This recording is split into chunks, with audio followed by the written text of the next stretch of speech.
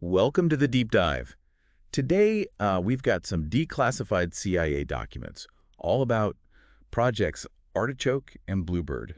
Oh, wow. Yeah, Cold War espionage, mind control experiments. The kind of stuff that just seems ripped from a spy thriller. Yeah, what's really intriguing about these documents is that they weren't meant to be found. Oh. Yeah, they were just tucked away in the CIA archives, resurfacing decades later in 2002. Wow, like they just stumbled upon them. Yeah. So we've got a stack of these documents here, originally compiled in 1977. Okay. They offer a glimpse into these top-secret research programs, and it seems they were focused on behavior control and interrogation techniques, using things like drugs and hypnosis. Pretty heavy stuff. Yeah, the implications of these projects are quite serious. For sure. The information we'll be discussing today is both fascinating and, at times, unsettling. Definitely. So between 1975 and 1976, there were initial investigations into Artichoke and Bluebird. Right. But these documents reveal materials discovered in 1977 that weren't a part of those investigations. I see. 18 cartons of records related to Artichoke. Wow. Just sitting there in the CIA archives. That's a lot of files. Yeah, these newly discovered materials, they provide more context and details about these programs. Yeah. For instance, we already knew about the use of drugs Right. on unwitting subjects, but these documents offer a clearer picture of the extent of those activities. It's like they just kept digging and digging. Yeah. One of the most striking elements of these projects was the experimentation with various drugs to influence or control human behavior. Right. We're talking LSD, tetrahydrocannabinol acetate, scopolamine, alcohol, and mescaline being used on unsuspecting individuals. Wow. Including American citizens and military volunteers. Really makes you question how far they were willing to go. Absolutely. The documents also reveal the CIA's significant interest in hypnosis. Oh, interesting. They even had agency employees trained as hypnotists. Yeah, their research delved into using hypnosis for both offensive and defensive purposes in interrogation and intelligence gathering. Yep. They even explored hypnosis detection techniques, like polygraphs. Wow, trying to essentially weaponize hypnosis, it really blurs the lines between science fiction and reality, doesn't it? It certainly does. And the documents don't stop there. Yeah. They reveal that Project Bluebird, which began in 1950, was renamed Artichoke in August 1951. That's right. This likely indicates a shift in focus or methodology. Probably. So they weren't just content with exploring these techniques, they were constantly evolving and refining their approach. It seems so. What I find curious is the funding aspect. Yeah. The documents show that some individuals involved in these projects later became associated with MKUltra, another controversial CIA mind control program. Right. But the exact funding sources for Artichoke and Bluebird remain unclear. That's a significant piece of the puzzle that's still missing. Makes you wonder where the resources for these extensive research efforts were coming from. Yeah, it really does. And then there's the inventory of tools discovered in the CIA's Artichoke office. Oh. We're not just talking about your average office supplies here. They found self-injecting devices. Okay. Rowolfia serpentina tablets, thorazine, methamphetamine, Wow. and even an assortment of drugs typically used to treat Parkinson's disease. This is fascinating. This isn't just a random assortment of drugs. Right. We see Rowolfia serpentina, thorazine, methamphetamine. It seems they were targeting specific neurological pathways. Wow. Exploring how to induce everything from sedation and lowered mood to heightened alertness and even potential hallucinations. It's like they were throwing everything at the wall to see what stuck. Yeah. Except the wall in this case was the human mind. Right. It's pretty unsettling to think about, to be honest. And remember, reserpine, Yeah. the active compound in Rowolfia serpentina, can induce a state of pseudoparkinsonism.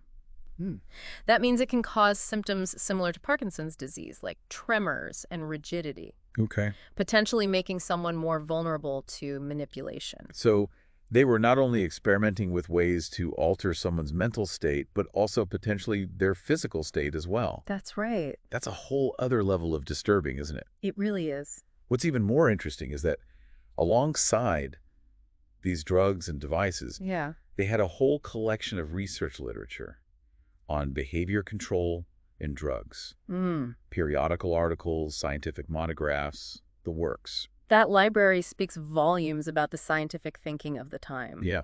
It shows that the CIA wasn't operating in a vacuum. Right. They were drawing on existing research, but they were also pushing the boundaries of what was known about the human mind and how to manipulate it. And they weren't afraid to test these theories in real-life experiments. It seems not. Some of which were, let's just say, ethically questionable. Yeah, we already mentioned the use of drugs on unwitting subjects. Right. But they were also experimenting with hypnosis as a way to exert control over individuals. So they were really delving into methods for potentially erasing or altering memories. Yes, and that aspect of their research is particularly concerning. For sure. It raises questions about the potential for abuse, especially considering they were looking into inducing amnesia in subjects through hypnosis. Amnesia. Oh. It's almost as if they were trying to create real-life Manchurian candidates, erasing memories and potentially implanting new ones. While that might sound like something out of a spy thriller, Right. these documents demonstrate that the CIA was actively exploring those concepts. That's a chilling thought. It is. What's even more unsettling is that these documents only provide a limited glimpse into these projects. That's true. There's still so much we don't know about the full extent of their activities. That's what makes these discoveries so fascinating. Yeah. And at the same time, disturbing. Absolutely. They open a window into a world of clandestine research. Yeah. And raise more questions than they answer. This deep dive is proving to be a real eye-opener, It really is. and we've only just scratched the surface. Yeah. When we come back, we'll delve deeper into the specific experiments and techniques used in Artichoke and Bluebird. Sounds good. Stay with us. So before we move on, I'd like to revisit that mysterious inventory from the Artichoke office. Okay. Some of those items raise particularly interesting questions. Yeah, I agree. There were definitely some head-scratchers in there, like that automatic self-injecting device. Right. Similar to the ones the military uses for nerve gas attacks. What do you make of that? Well, the military uses atropine injectors to counteract the effects of nerve agents. Right. But its presence in the Artichoke office suggests a different purpose. Mm. Perhaps they were considering it as a way to quickly incapacitate or control someone. Yeah. Remember, they were exploring a wide range of possibilities, Right. no matter how unsettling they might seem today. Yeah, it's definitely a chilling thought. To imagine them using something like that on unsuspecting individuals, speaking of unsettling, there was also Rauwolfia serpentina in that inventory. Right. What exactly is that, and why would they be interested in it? Rauwolfia serpentina is a plant with a long history in traditional medicine, especially in India. Okay. It contains a compound called reserpine, which was one of the first drugs used to treat high blood pressure. Oh, okay. But it also has significant effects on the central nervous system. Interesting. It can cause sedation, lower someone's mood, and even induce pseudo-Parkinsonism. Right, which, as we discussed, mimics the symptoms of Parkinson's disease. Exactly. So they were interested in a drug that could potentially make someone more passive and suggestible. It seems so. That seems to fit with their overall goal of controlling behavior, wouldn't you say? Yes, it aligns with their exploration of techniques to manipulate mental states. Right. And potentially make individuals more susceptible to influence. And it's not just Rauwolfia serpentina. Remember, Right. The inventory also included thorazine, Yes. a powerful antipsychotic, and methamphetamine, a stimulant.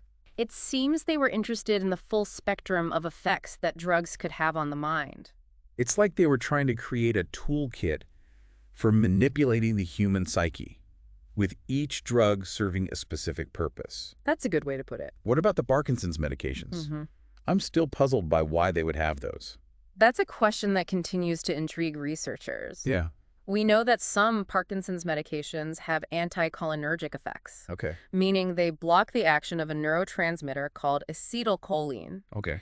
This can lead to side effects like confusion, hallucinations, and memory problems. So maybe they were trying to induce those kinds of effects in their subjects. It's possible. Well, why? Right. What was the ultimate goal? It's like a puzzle with some pieces still missing.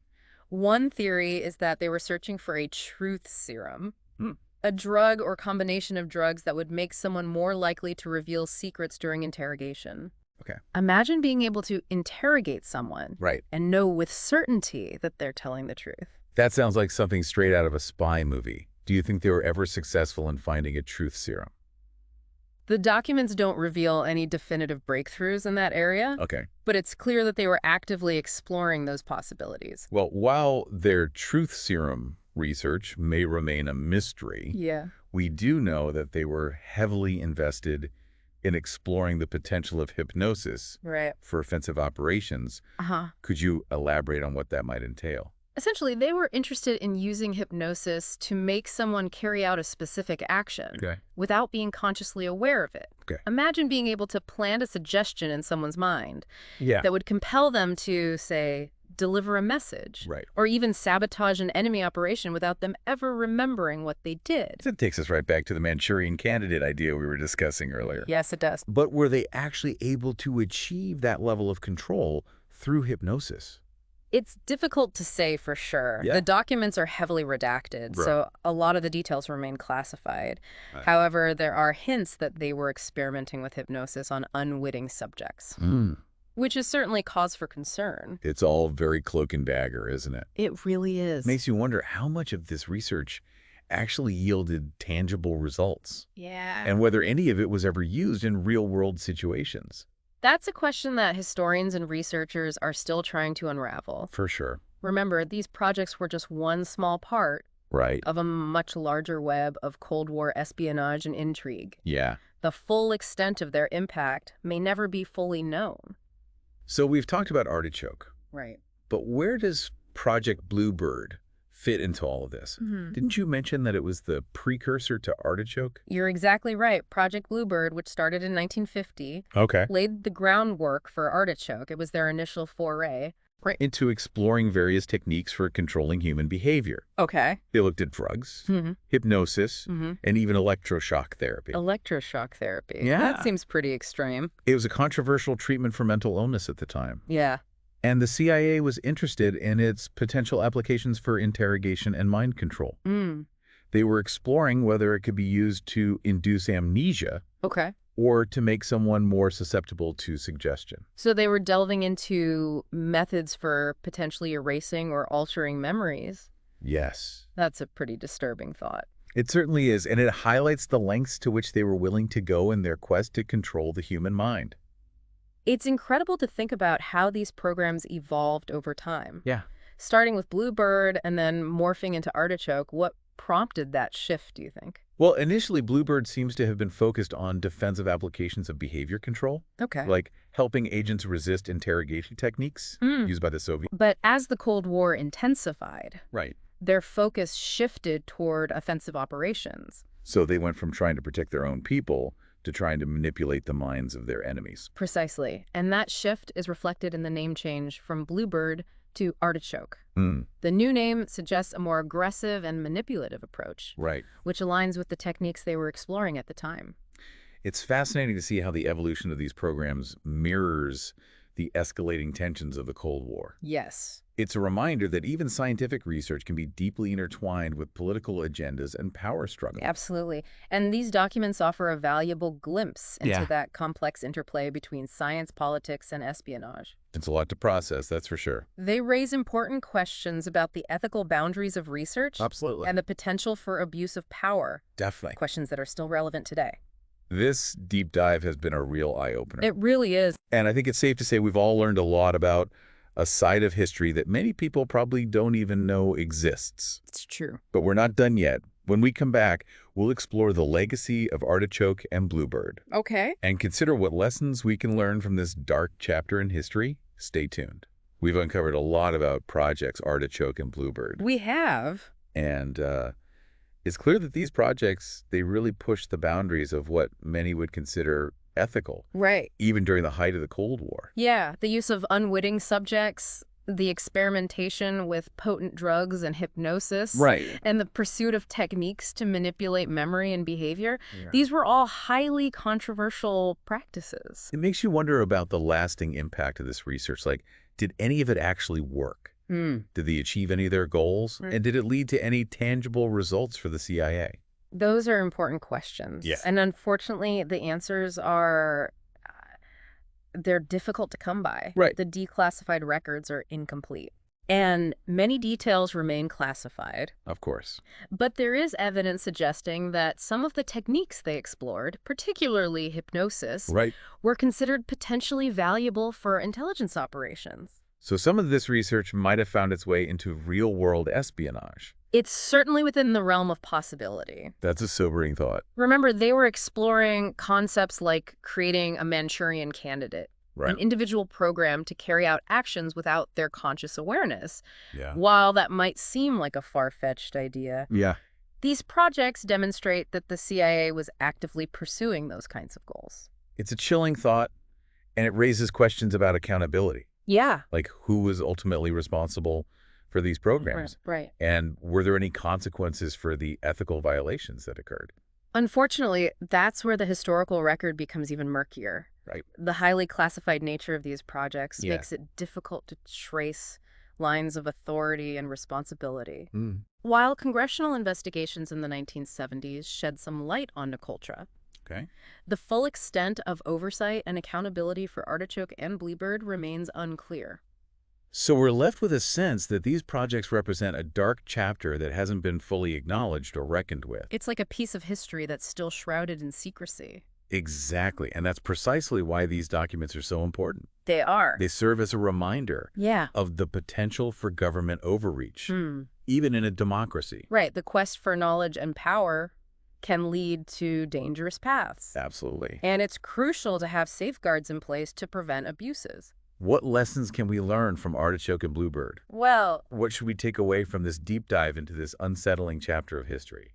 first and foremost, I think we must recognize the importance of transparency and ethical oversight Yeah. in government research. The secrecy surrounding these projects allowed for abuses to occur, Right. and it hindered accountability. Yeah. Openness and independent review are essential Absolutely. to ensure that research is conducted ethically and responsibly. It's a reminder that even in a democracy, we can't take our freedoms for granted. That's right. We need to hold our institutions accountable Yeah, and ensure that they're operating within the bounds of ethical and legal constraints. absolutely. And beyond government research, I think there's a broader lesson here about the dangers of seeking to control and manipulate the human mind. Right. These projects, at their core, were about exploiting vulnerabilities Yeah, and subverting individual autonomy. absolutely. And that raises profound questions about the nature of free will Right. and the limits of acceptable influence. It's both fascinating and concerning to think about. These questions continue to be relevant today For sure. as we grapple with advances in neuroscience, artificial intelligence, Yeah. and other fields that have the potential to impact human cognition and behavior. Just imagine the possibilities and the potential pitfalls of technologies that could influence or even control our thoughts and actions. It seems we've come a long way from those Cold War-era experiments. We have. But the ethical dilemmas they pose are still with us today Absolutely. in new and evolving forms. I think that's a key takeaway from our deep dive today. It is. The quest to understand and control the human mind is an ongoing endeavor. Right. And it's up to us as a society Yeah, to ensure that it's pursued responsibly and ethically. I agree. This has been a truly fascinating and thought-provoking deep dive. It has. We've journeyed through the shadowy world of Cold War mind control experiments. Yeah. And I think it's safe to say that we've all emerged with a deeper understanding of the complexities and ethical challenges Right. involved in seeking to understand and influence the human mind. We Absolutely. encourage you to continue exploring these topics, Yeah. to ask questions, and to remain vigilant in safeguarding individual freedom Right. and promoting responsible scientific inquiry. I agree. Until next time, keep driving deep.